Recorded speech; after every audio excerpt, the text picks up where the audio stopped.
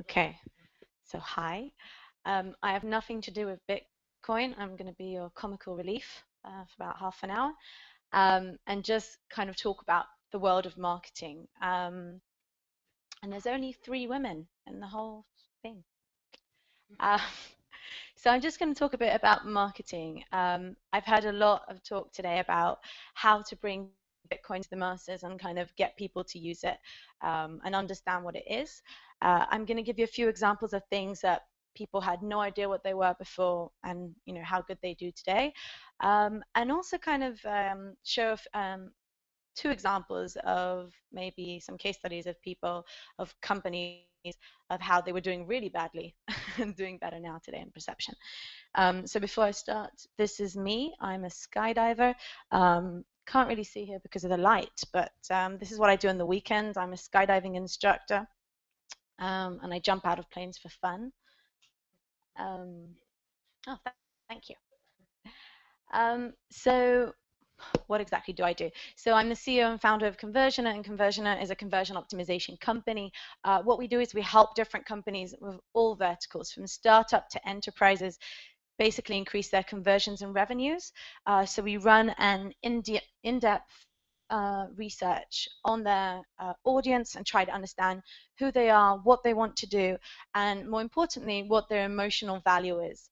And then when we understand that, we build entire funnels. So we build landing pages, and we build banners and registration forms and self-deposits, and basically build entire marketing funnels online. We do everything you can see here. And we basically build something called the emotional DNA of users. So we try and understand much deeper to why people use different products. And they don't use products, people don't use products because of their price or because of the features. We use them because of the emotional value that we get from them. And I'm going to get into that a bit later. So before we kind of dive into that, I'm just going to give you a few details about online challenges about marketing today.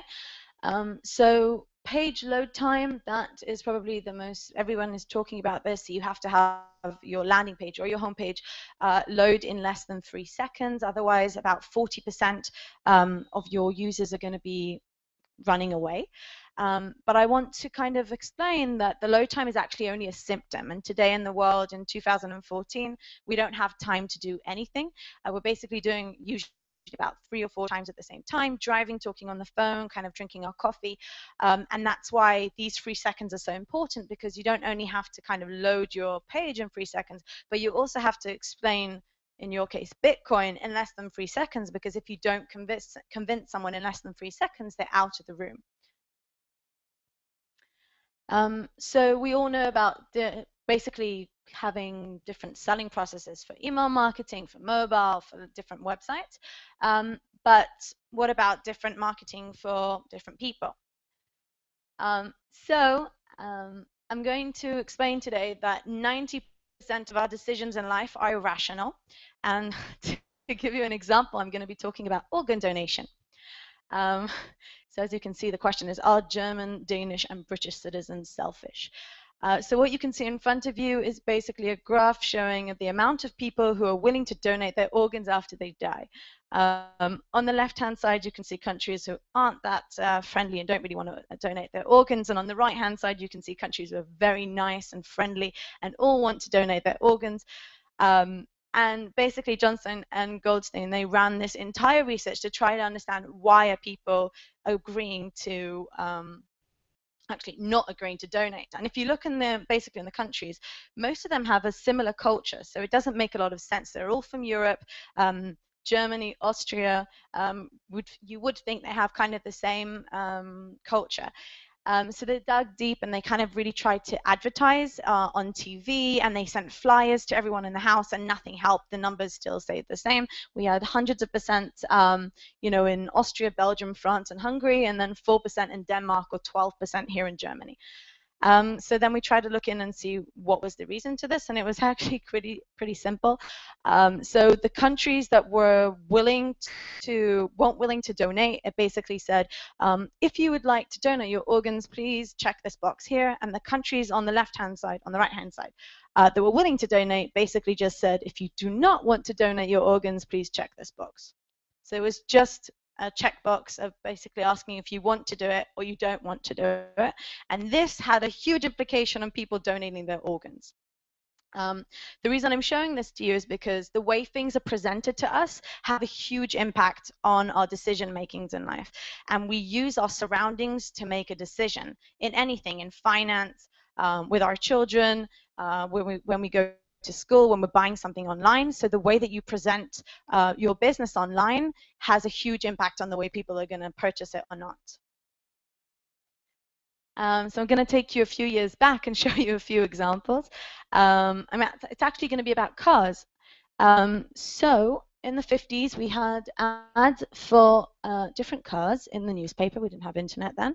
And what was really famous about that was that there were many, many colors, a lot of text that you can see here on the bottom, basically saying that everything's going to be amazing and you have to get this car and it's luxurious and obvious and beautiful.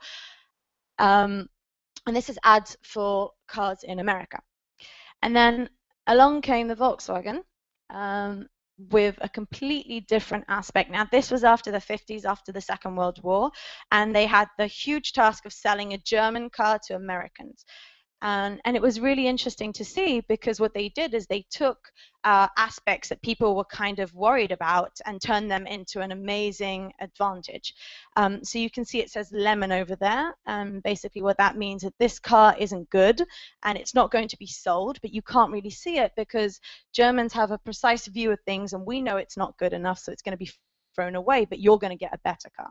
And they basically took these disadvantages that the Americans thought about Germans and turned them into an amazing advantage. And this was one of the most sold cars in the 50s. And basically what they did is they removed all the color and they made it much more central and kind of really put it in your face. And they basically changed the entire perception of Germany in the US just by selling cars. This is another ad from the 50s. We call it the behavioral targeting. Basically, if you're searching for Coca-Cola, they're going to show you Coca-Cola. And this is an ad from last year. Does anyone know what this ad is for? H&M, anyone else? Clothes? This is actually a Coca-Cola ad from last year. And what's really interesting about it is they no longer show you the Coca-Cola itself, but they're giving you a feeling. Okay, so if you buy Coca-Cola, you're going to be cool like this guy, you're going to be young, you're going to have girls, you're going to be looking like these girls if you're a woman. And Coca-Cola is an entire perception. You don't see Coca-Cola anymore, you just get the perception of what will happen if you drink it. And the same goes for Nike. So they use, this is one of their famous ads from 2012. They basically took an overweight child to run and gave an entire whole hope to people and aspiration and feel admired towards this kid. And they could actually have, used maybe Neil Armstrong or any other athlete to get you feeling admiration towards this guy. But instead they use this person to make you feel like anyone can do it and everything's open to the world. And it sold very well. So it was inspiring and personal. And this is something called behavioral targeting. So if you're searching online today for anything, for flights for Chicago, for example, you just get this. So the offline world shows amazing advertisements of feeling and emotion and how you can get this emotional feeling from your product that you're buying. Online, we just get a list of things that have got to do with the cost, the product, and the features. So let's talk a bit about Bitcoin marketing and what's out there today. So these are just ads that I found online, kind of just talking about the ultimate way to trade Bitcoin, and then also kind of giving you this amazing quote online from Bloomberg, and get your free Bitcoins just for the opening, and all very, very targeted about what you need to do. Nothing about the emotional value of what people are getting here. People don't even know what Bitcoin is. People don't even know what you're talking about, but you're telling them this is the best way or the safest way to trade Bitcoin. but you're not really giving them an emotional value to what is Bitcoin or what they're going to get from it. So I'm going to talk about binary options. And before I talk about it, I'm going to say that marketing is not a battle of product, it's a battle of perception. This is one of my favorite quotes of all time, and I think that once people really understand this, they'll be able to market anything they want. Yeah, because people aren't interested in knowing why Bitcoin is a better way, or if it's safe, or if it isn't safe, or if you're, if you're cheaper than your competitor. What they want to know is what's in it for them emotionally. So the world of binary options. Binary options about 6 to 7 years ago, no one knew what it was. And basically it's a trading platform, and this is what you get to see online today, basically just promising, just as Bitcoin, get this amount of money, get this amount of money, deposit for this. I started trading, I won, blah, blah, blah. I'm amazing, it's fantastic. And it's all about kind of earning money and really getting to that kind of behavioral part.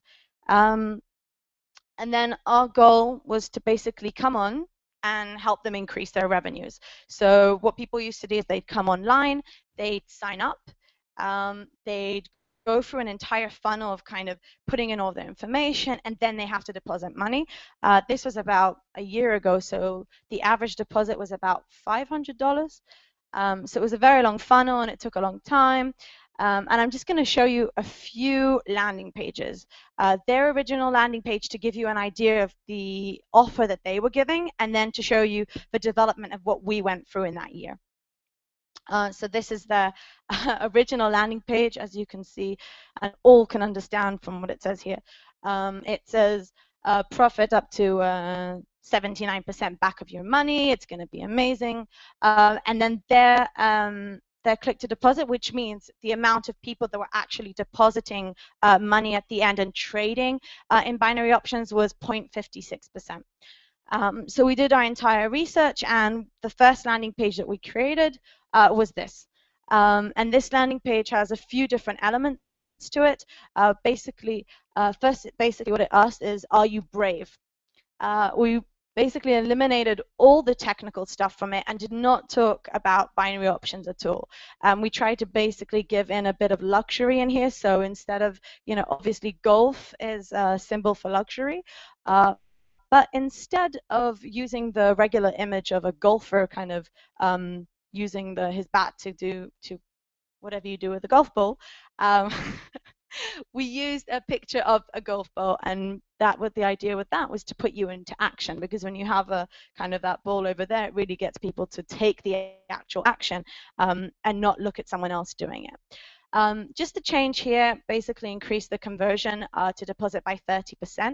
And one other thing that we did is we added something called a thank you page, which basically told people, we know you don't understand what this is about, or maybe you have some questions. Why don't you leave your information? Tell us when is the best time for us to call you, and we will. And this is kind of the picture of the woman that was going to call them. And that increased by another 10% to deposit, just to get people to kind of complete the funnel.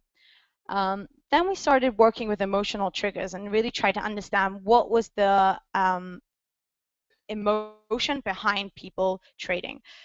So the next thing that we did is we found something called self-image. Now, self-image is an emotional trigger of people who basically care a lot about their own success, who really want to do better and basically feel that they can do better with themselves. And this is why we created this landing page, which basically says your golden opportunity has arrived. So it's all about your opportunity. It's a golden opportunity. It's going to be amazing. And we use this guy, which increased conversions by 37%. Then we used the same with a woman, which increased by another 20%. And it was really interesting because we also did this on mobile and actual thank you pages. And each part where you offered a lot more emotional aspects to the landing page, you got more people really interested in what was going to happen to them at the end. This is for Saudi Arabia. Well, actually, there's a few. There was for Saudi Arabia, we had one for Kuwait, we had one for Qatar, and we had one for Egypt. So this is a landing page that we did for the Ramadan, which is a very huge festive in the Islam world, obviously. And what we did here is we were trying to target something called social image. These are people who care a lot about what the world thinks about them. And basically what it says here is everyone's going to be talking about your success. So it's not about how you're going to do well, but it's about how the people around you are going to be admiring you and saying how amazing you are and that you've achieved this success. And we introduced a lot of comedy into the landing page. So it's completely different than what you see in the world of Forex or Bitcoin, in the world of trading in general, because you usually see, you know, the money or the safe kind of sitting there to show people that you can make money or that it's very safe to trade. And we kind of use this guy kind of like an Aladdin on a carpet. And that increased the conversions by 300%. It ran for 40 days. And it was very interesting to see because when we later asked people why they purchased and why they started trading, they all said it was because they got a bonus. But they didn't get any bonus. They just remembered something flickered. They didn't remember this guy. They didn't remember the text. They just remembered that something there kind of push them towards this purchase and towards this trading. And this is basically what it's about when you talk about emotional triggers, because you want to think about what's in it for your user. And it's not what's in it for you, it's what's in it for them. Because when we buy products, and it can be anything, it can be clothes, and it can be a bicycle, or it can be just something online like Bitcoin, we're basically buying a new version of ourselves. So when we buy things, we're thinking of ourselves, how are we going to be, how are we going to look like with this new thing? How is the world going to perceive us, and how am I going to perceive myself? We see ourselves as better versions with these new products or services. Yeah, so this is kind of like my final remark, which is reality sucks. I don't know if you can see that. And basically, it's the fact that you know, all day today I've been hearing about people asking how can we kind of market it to the masses and get people, how can I get my grandmother or how can I get my mum to use it? And it's up to everyone here in the room and not regulators, because we're trendsetters. And when we're addressing people, if we address them right, the regulators will come and everything will change slowly. But we have to change the way people think about Bitcoin or about anything that we're marketing in the world. We have to give people what they're looking for. So telling them that we're cheaper is nice, but you have to give a more emotional value to that, and how it's going to be a complete revolution of a way how people are taking back currency. This is at least how I see it, that we're going to be doing something different than what's been done till today, and we have nothing to do, and we have no kind of way in changing the current currency. So we have a way of changing the future currency, and we can take it, the people can take it into their hands and do what they want with it and kind of use it for better things. So even though today Bitcoin is seen as if it's being used just for, you know, illegal stuff, as people mentioned here before, the best way is to show what it's being used for in a good way. So just, that's it.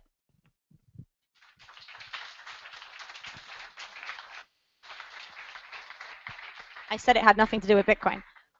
Okay, Talia, thank you very much for this. Working? No, it's working. It's working.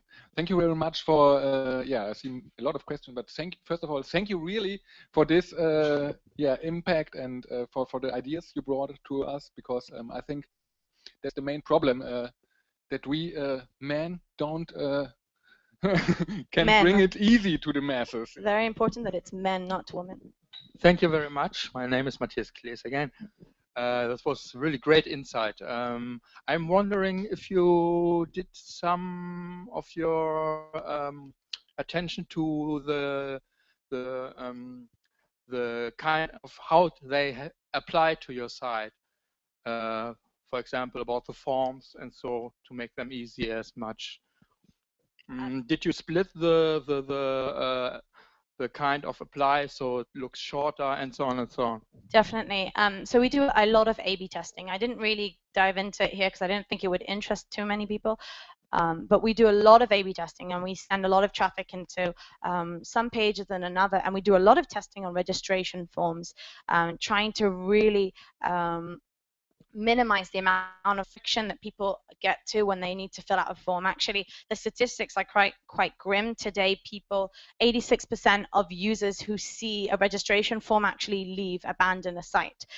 So to create a right registration form, you really need to A/B test it, and B, try to only answer the most important things. As actually one of the examples I was showing here before of Bitcoin that had about 7 different options to put in your information, and I think obviously that is going to be reducing conversion. So there's a lot of way to play with it, whether just to ask for one part, and then gradually it's called progressive profiling, and then just gradually asking for more information, or asking it for it afterwards. One question over here. Yeah, my name is Bastian Brandt. I have a bit of question which is a bit more philosophical.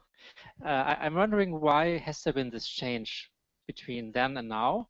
And I'm wondering, is it just because we have all become more superficial, or is it because marketing people have become more manipulative or more cunning, or is it a cultural thing? Is it just that we just have too much and we are doing too well? Yeah, I'm a bit because I'm a bit. I really kind of like the real thing, and maybe that's my value. So just to have some smiling people, and then to be something like a guinea pig or like a Pavlov dog who just really reacts completely instinctive. It doesn't really match my self-identity, but maybe that's true for most people. And if you ask people, do you react to that kind of marketing, they would say no, but in reality they all do. So yeah, that's a lot of different questions in one bucket, but yeah, maybe you can just say something on that. Thanks. Sure. Take the hour for that answer. I'll try and sum it up. We do a lot of neuromarketing at Conversion, and it's true that a lot of things have changed now. I think that the world of marketing in general is starting to understand that people are looking for more, and we have a lot of things we don't need. And, you know, everyone's selling the same clothes as you are, everyone's selling the same stuff, the same service, and it's up to you to kind of find the different way and the emotional value that you're giving to your users. And there's different, something that's called cognitive biases, which is basically kind of glitches in our brain that, yeah, we can kind of manipulate people. I don't like to use that word because obviously this is what I do for my life. But it's more of really just understanding who the people are behind. And I think that you can tell such beautiful stories to users by really understanding who they are. And sometimes we don't. Actually, most of the people, most of the companies today don't really understand who their audience is actually, and this is why I usually kind of present two questions. And one is, what do people want to feel from my product? And again, not features or pricing, not the kind of technical stuff, but what are they looking for emotionally? Why do they want to trade Bitcoin, for example? And then I ask, and then what do they actually get from using my service? And I think those are the kind of two ways that people want to go in marketing. Yeah, one more question. Thanks for your introduction. I was wondering, when you showed the advertisement of the Beetle from, what I saw is the difference is not that huge between the old style and the new style. It was just black and white and another approach. I think that was from Ogilvy, who did that advertisement, and it stood out against the others, but it still was the more descriptive way of presenting, because you had that text which you were asking for, and it always, those who present or stand out better and present their products better than the others and present in the need and ask for the need of the user or the customer and present for them are those who are going to win out. And my question is, now in your presentation you was talking about options. This is what I understood in of binary options in the Arabic market. I myself, I don't know what binary options are. Did you present things like Bitcoin in that kind of, is that an option? Was it used by the people there, or how was your perception in that direction? So actually, I'm going to answer two things, and I'm going to try to do it quickly. The first is that one of the most dramatic changes between Ogilvy and the older version is the colors. So colors have a huge emotional impact on us. And what he did is basically take it from a non-realistic world of tons of color and these two people remotely, I don't know if you could see in the picture, driving with their kids, and brought it way up front and kind of made it really realistic, and pointed the text itself and the context to you. So it's no longer kind of this dream that costs thousands and thousands of dollars, but it's something really near closer to you, and the composition itself was changed, but I'll be happy to talk about that afterwards. And in Forex and in binary options, you can trade Bitcoins, and they open it is, I think you don't trade Bitcoins itself, you trade if Bitcoins are going to go up or down, their value itself. Yeah, so it's kind of like, not, they don't use betting, but it's kind of like deciding if because betting has a bad connotation of gambling. So they marketing. So you basically what you do is you decide and you say, do you think that Bitcoin is going to go up or it's going to go down? How much it's going to cost? It's going to cost $100 or 20 or whatever. And we have had a few case studies on that, and I'd be happy to show them to you later. Thank you very much. Yeah, thank you.